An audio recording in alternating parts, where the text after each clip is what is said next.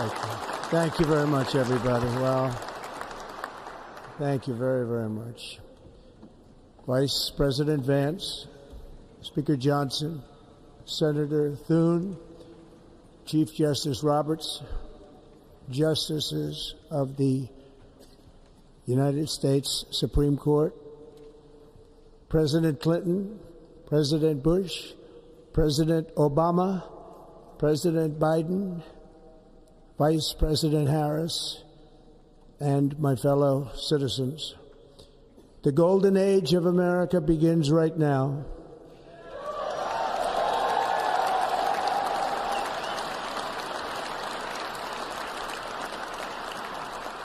From this day forward, our country will flourish and be respected again all over the world. We will be the envy of every nation, and we will not allow ourselves to be taken advantage of any longer. During every single day of the Trump administration, I will very simply put America first.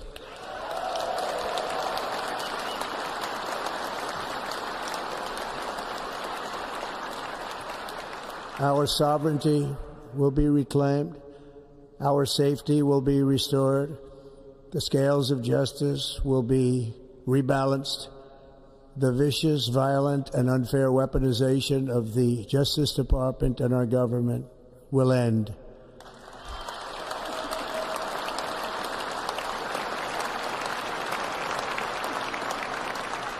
And our top priority will be to create a nation that is proud, prosperous, and free.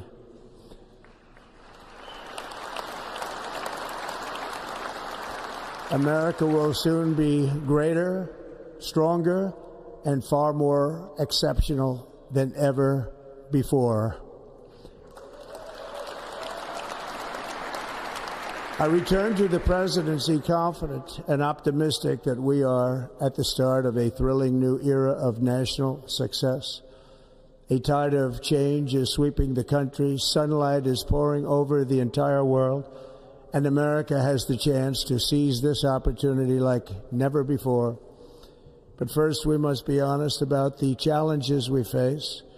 While they are plentiful, they will be annihilated by this great momentum that the world is now witnessing in the United States of America. As we gather today, our government confronts a crisis of trust. For many years, a radical and corrupt establishment has extracted power and wealth from our citizens while the pillars of our society lay broken and seemingly in complete disrepair.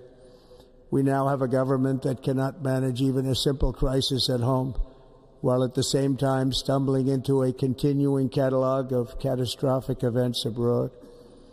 It fails to protect our magnificent, law-abiding American citizens, but provides sanctuary and protection for dangerous criminals, many from prisons and mental institutions that have illegally entered our country from all over the world.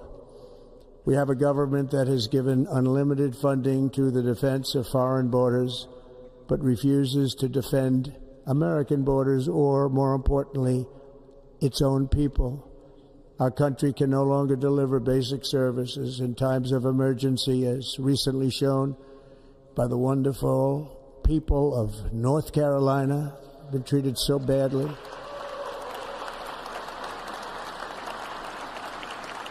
And other states who are still suffering from a hurricane that took place many months ago. Or more recently, Los Angeles, where we are watching fires still tragically burn from weeks ago without even a token of defense. They're raging through the houses and communities, even affecting some of the wealthiest and most powerful individuals in our country, some of whom are sitting here right now. They don't have a home any longer. That's interesting. But we can't let this happen. Everyone is unable to do anything about it. That's going to change. We have a public health system that does not deliver in times of disaster, yet more money is spent on it than any country anywhere in the world. And we have an education system that teaches our children to be ashamed of themselves in many cases, to hate our country despite the love that we try so desperately to provide to them. All of this will change starting today, and it will change very quickly.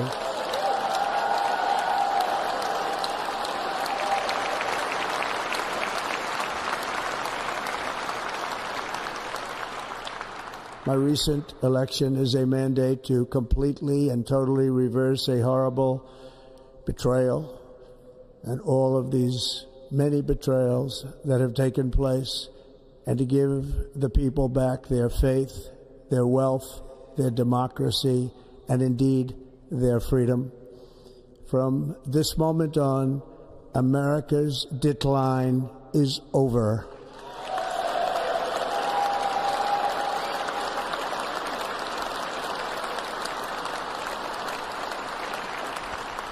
Our liberties and our nation's glorious destiny will no longer be denied, and we will immediately restore the integrity, competency, and loyalty of America's government.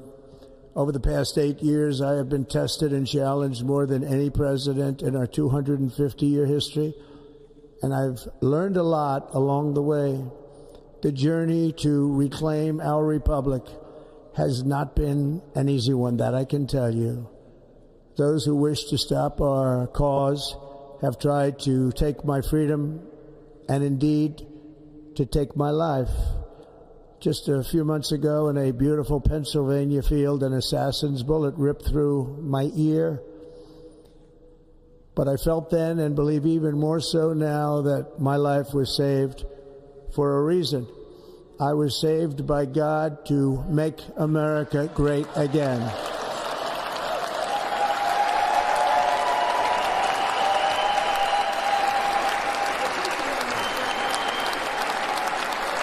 Thank you. Thank you.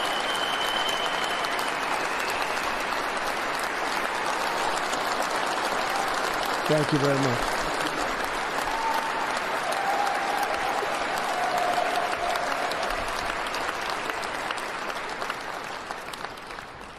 That is why each day under our administration of American patriots, we will be working to meet every crisis with dignity and power and strength. We will move with purpose and speed to bring back hope, prosperity, safety, and peace for citizens of every race, religion, color, and creed. For American citizens, January 20th, 2025 is Liberation Day.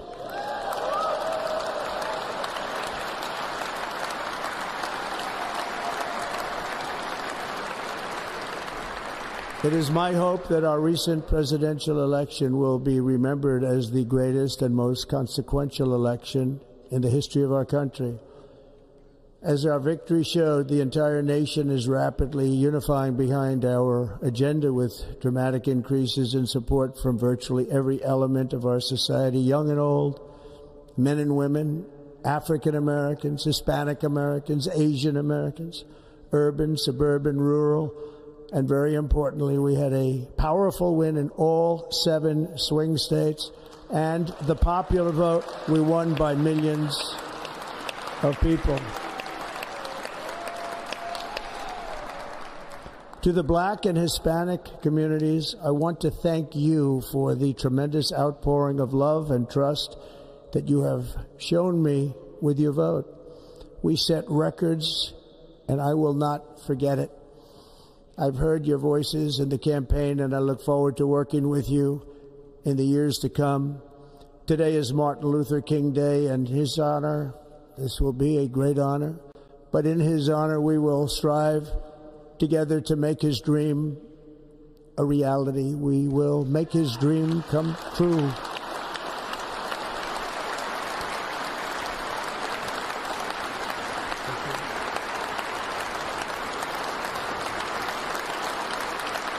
Thank you. Thank you. National unity is now returning to America, and confidence and pride is soaring like never before. In everything we do, my administration will be inspired by a strong pursuit of excellence and unrelenting success. We will not forget our country. We will not forget our Constitution, and we will not forget our God. Can't do that.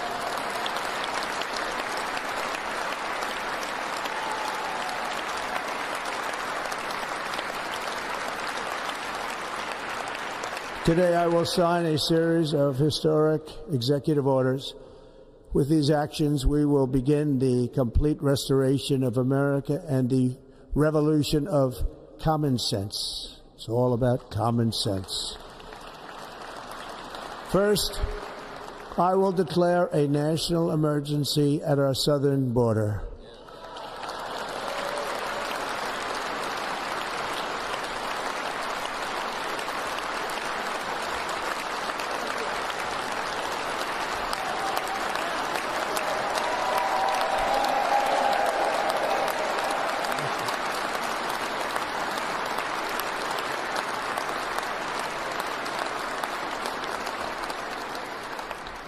All illegal entry will immediately be halted, and we will begin the process of returning millions and millions of criminal aliens back to the places from which they came. We will reinstate my Remain in Mexico policy.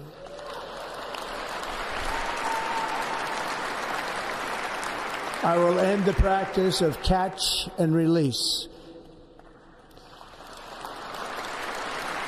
And I will send troops to the southern border to repel the disastrous invasion of our country.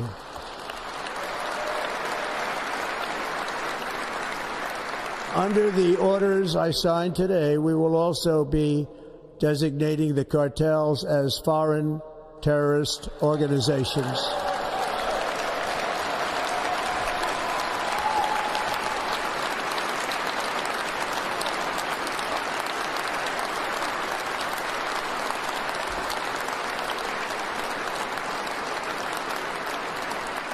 And by invoking the Alien Enemies Act of 1798, I will direct our government to use the full and immense power of federal and state law enforcement to eliminate the presence of all foreign gangs and criminal networks, bringing devastating crime to U.S. soil, including our cities and inner cities.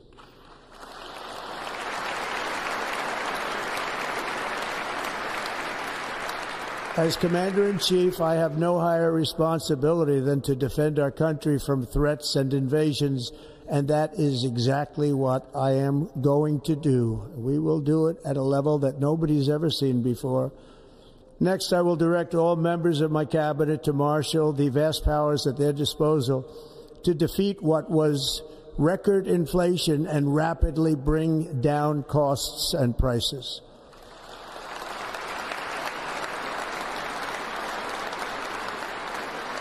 The inflation crisis was caused by massive overspending and escalating energy prices, and that is why today I will also declare a national energy emergency. We will drill, baby, drill.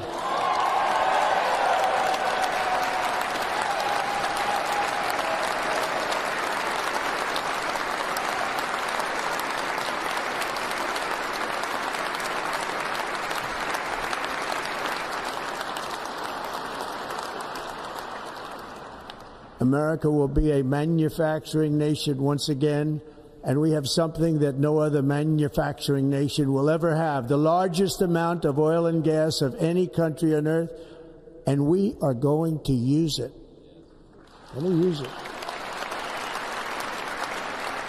We will bring prices down, fill our strategic reserves up again, right to the top, and export American energy all over the world. We will be a rich nation again, and it is that liquid gold under our feet that will help to do it. With my actions today, we will end the Green New Deal, and we will revoke the electric vehicle mandate, saving our auto industry and keeping my sacred pledge to our great American auto workers.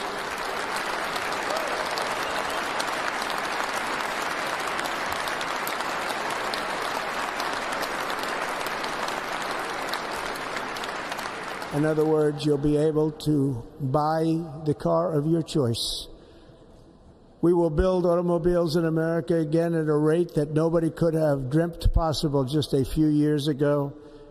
And thank you to the auto workers of our nation for your inspiring vote of confidence. We did tremendously with their vote.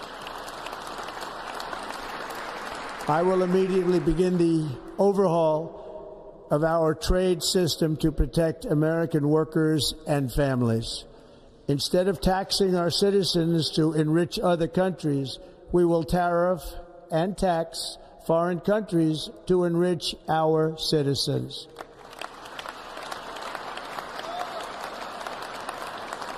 For this purpose, we are establishing the External Revenue Service to collect all tariffs, duties, and revenues. It will be massive amounts of money pouring into our Treasury, coming from foreign sources. The American dream will soon be back and thriving like never before to restore competence and effectiveness to our federal government.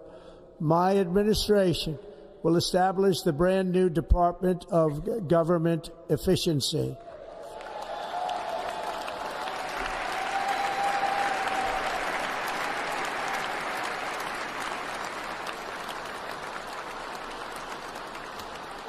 After years and years of illegal and unconstitutional federal efforts to restrict free expression, I will also sign an executive order to immediately stop all government censorship and bring back free speech to America.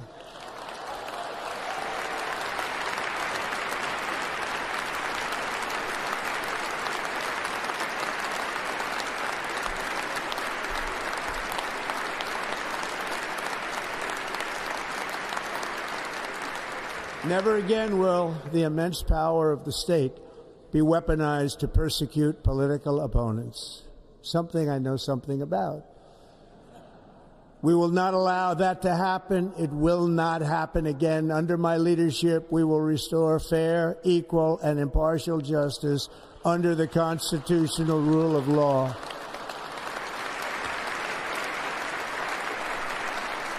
And we are going to bring law and order back to our cities. This week, I will also end the government policy of trying to socially engineer race and gender into every aspect of public and private life.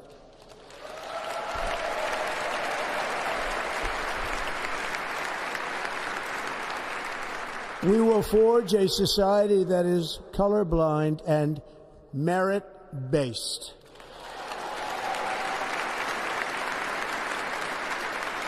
As of today, it will henceforth be the official policy of the United States government that there are only two genders, male and female.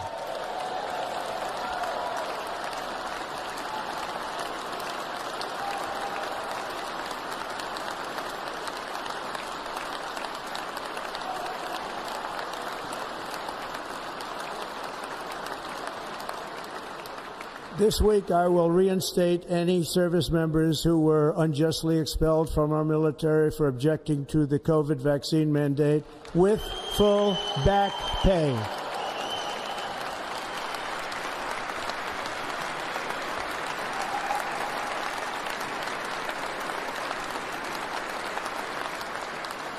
And I will sign an order to stop our warriors from being subjected to radical political theories and social experiments while on duty. It's going to end immediately. Our armed forces will be freed to focus on their sole mission, defeating America's enemies.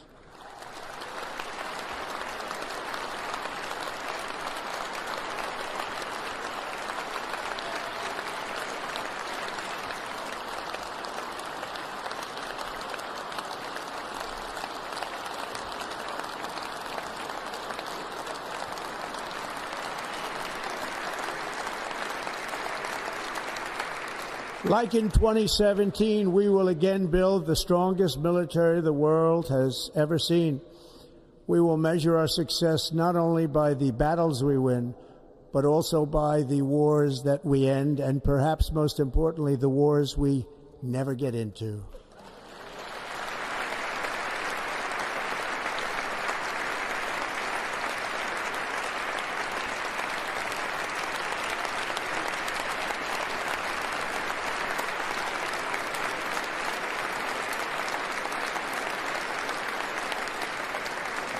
My proudest legacy will be that of a peacemaker and unifier. That's what I want to be, a peacemaker and a unifier. I'm pleased to say that as of yesterday, one day before I assumed office, the hostages in the Middle East are coming back home to their families.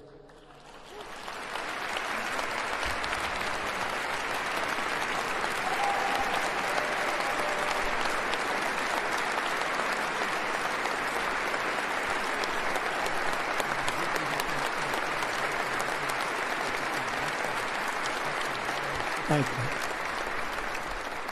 America will reclaim its rightful place as the greatest, most powerful, most respected nation on earth, inspiring the awe and admiration of the entire world. A short time from now, we are going to be changing the name of the Gulf of Mexico to the Gulf of America, and we will restore the name of a great president, William McKinley, to Mount McKinley, where it should be and where it belongs.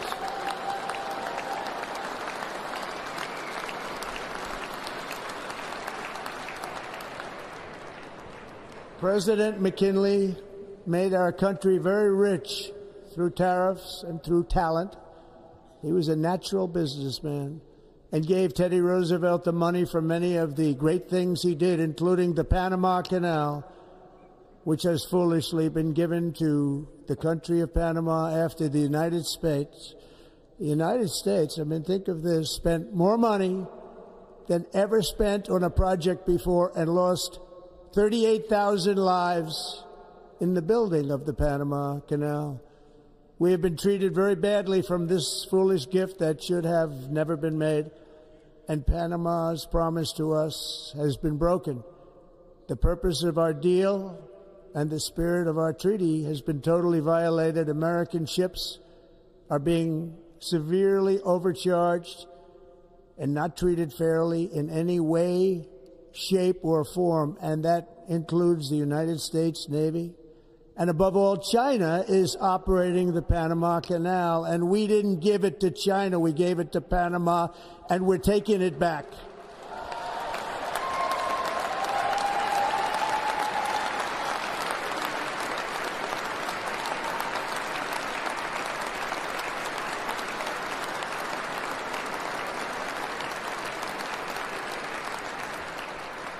Above all, my message to Americans today is that it is time for us to once again act with courage, vigor, and the vitality of history's greatest civilization. So as we liberate our nation, we will lead it to new heights of victory and success. We will not be deterred. Together we will end the chronic disease epidemic and keep our children safe, healthy, and disease-free. The United States will once again consider itself a growing nation, one that increases our wealth, expands our territory, builds our cities, raises our expectations, and carries our flag into new and beautiful horizons. And we will pursue our manifest destiny into the stars, launching American astronauts to plant the stars and stripes on the planet Mars.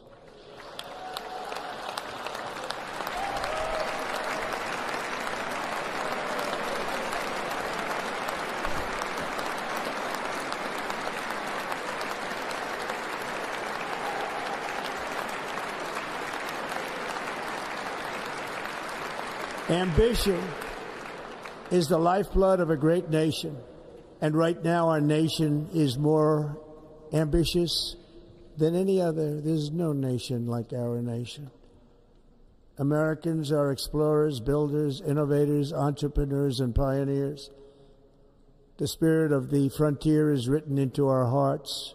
The call of the next great adventure resounds from within our souls.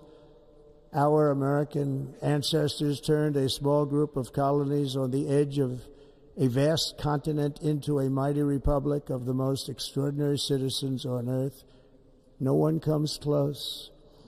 Americans pushed thousands of miles through a rugged land of untamed wilderness.